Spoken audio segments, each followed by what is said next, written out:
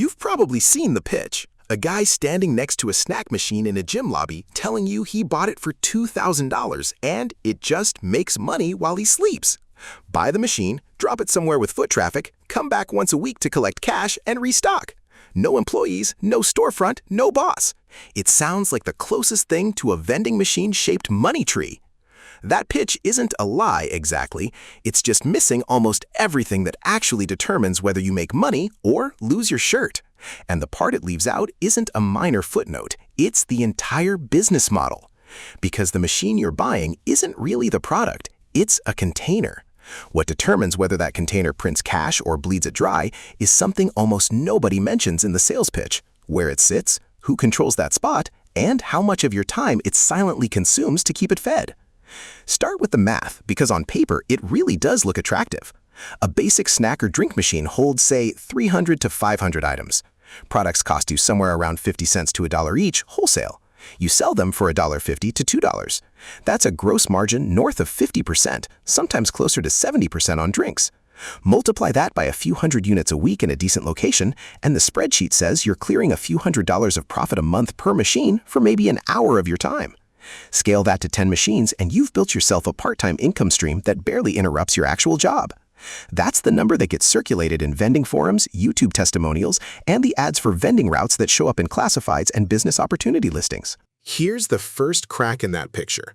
A vending machine sitting in your garage makes exactly $0.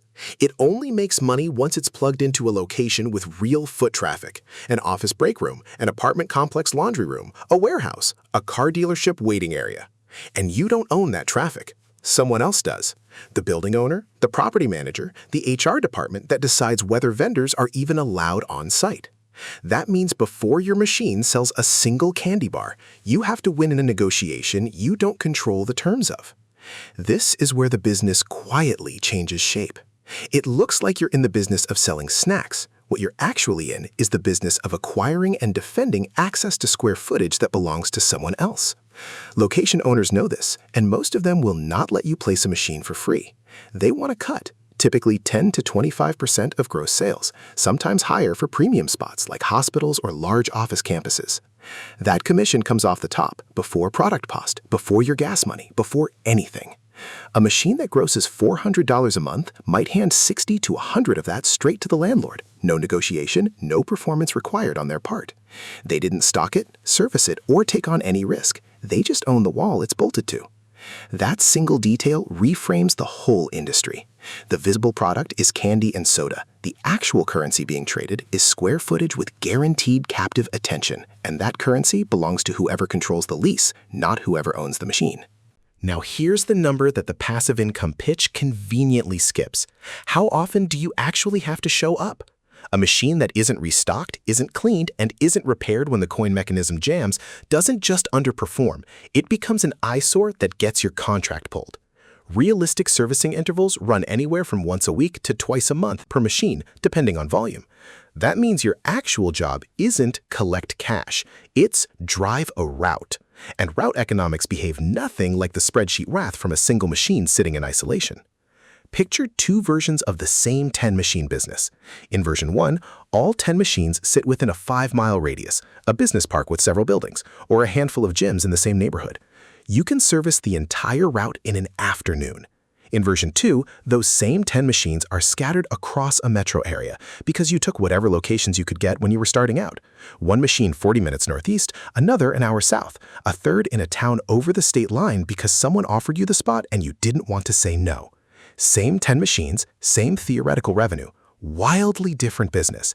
In version 2, you can burn an entire day driving to service 3 machines, and your effective hourly wage, after gas, mileage, and time, can quietly collapse toward minimum wage or below, even while the machines themselves are individually profitable on paper. This is the part experienced operators learn the hard way, and beginners almost never hear before they buy their first machine.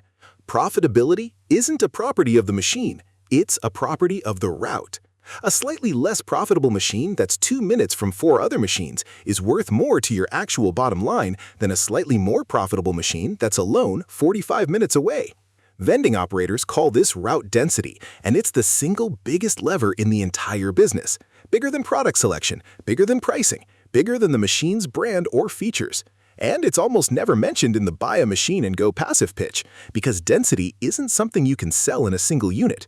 It's something you have to build, slowly, location by location, often over years. That reframes the counterintuitive core of the whole business. Vending looks like a retail business, but it functions like a delivery logistics operation with retail margins bolted on. The thing you're actually optimizing, the thing that separates operators who quietly clear six figures from operators who grind for a few $100s a month and eventually quit, is drive time per dollar collected, not sales per machine. A machine is not an asset. A machine plus a good spot plus proximity to your other spots is an asset.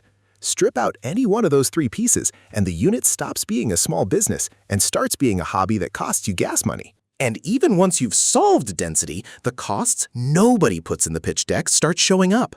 Theft is a real, recurring line item.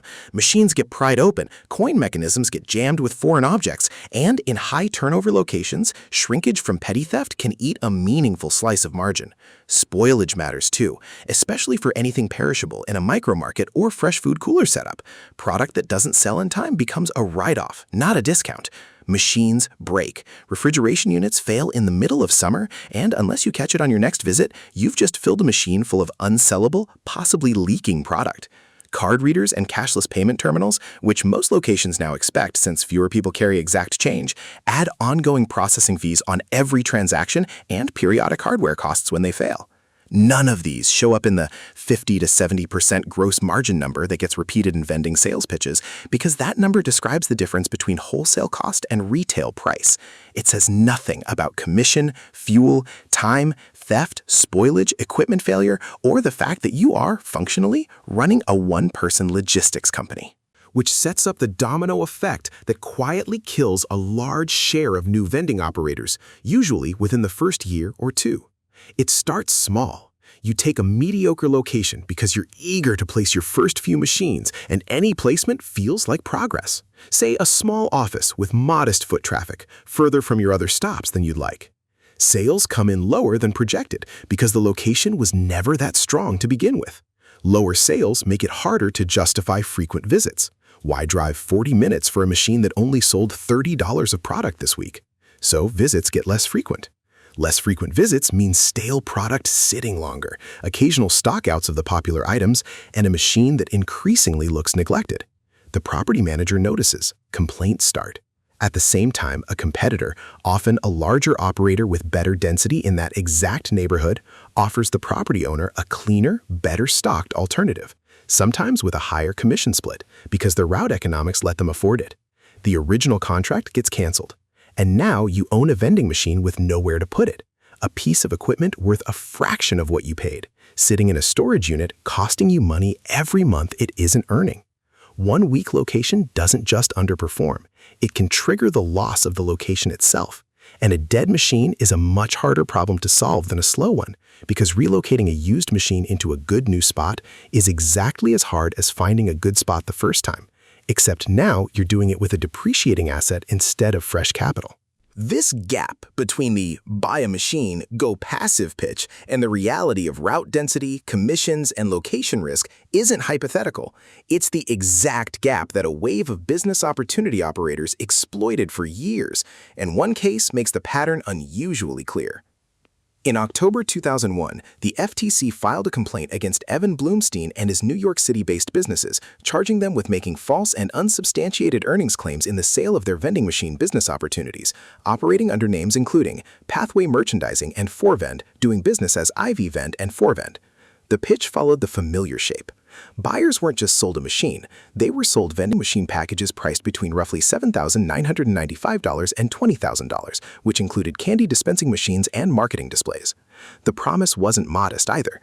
The defendants told prospective purchasers they could earn 4 profitable incomes per machine and advertised that buyers would net figures like $50,000 per year, $48,000 per year, or $150 to $250 per machine per month.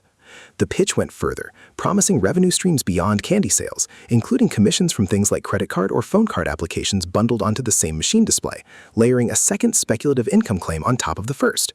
The peak, from a promotional standpoint, was that packet of numbers landing in a new buyer's hands, a defined price, a defined machine count, and a projected annual return that made the investment look almost conservative.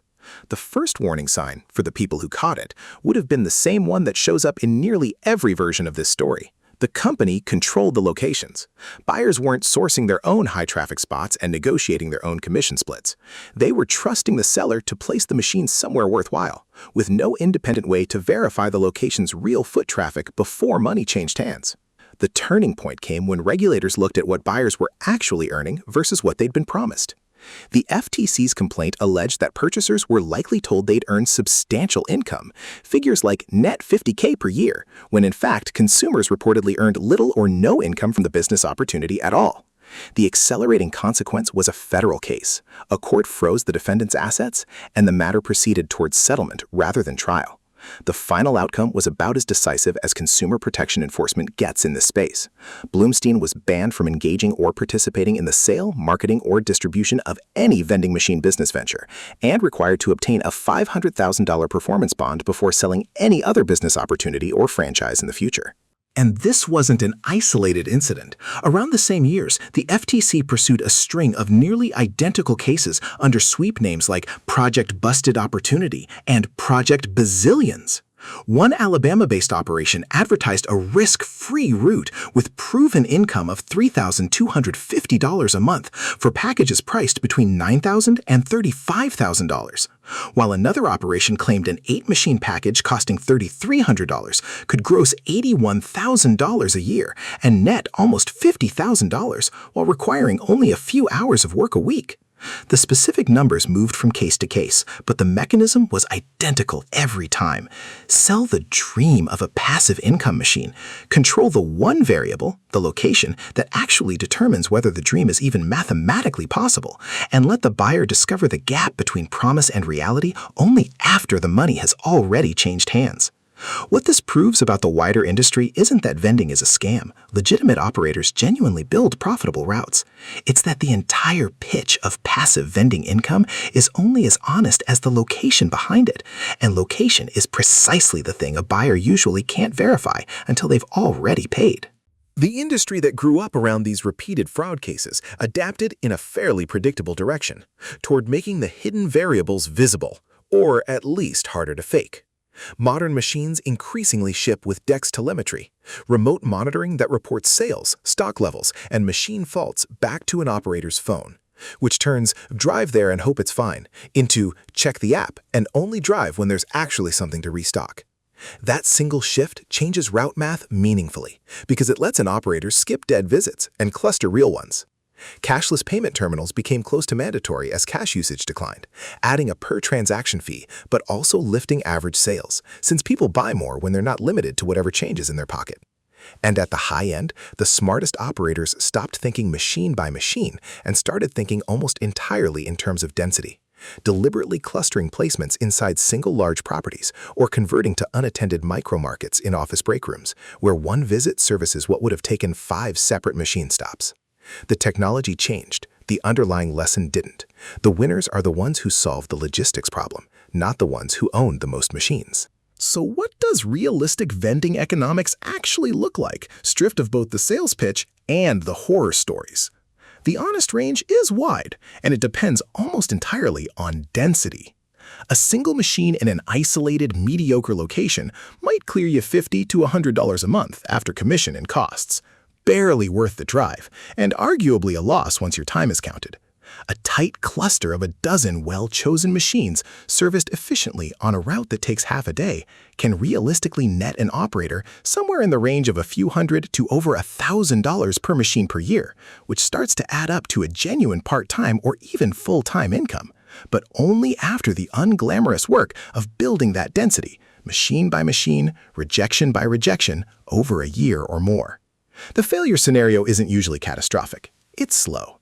It's the operator who bought 3 machines, placed them wherever they could, watched the margins get quietly eaten by commission and gas and the occasional broken cooling unit, and eventually let the machines sit unattended long enough that the locations found someone else.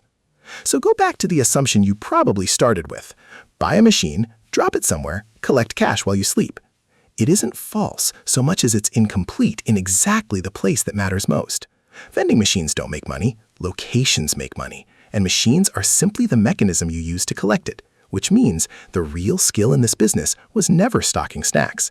It was acquiring, defending, and clustering access to other people's foot traffic, one negotiation at a time. The machine is the least interesting part of the business. It was always the real estate.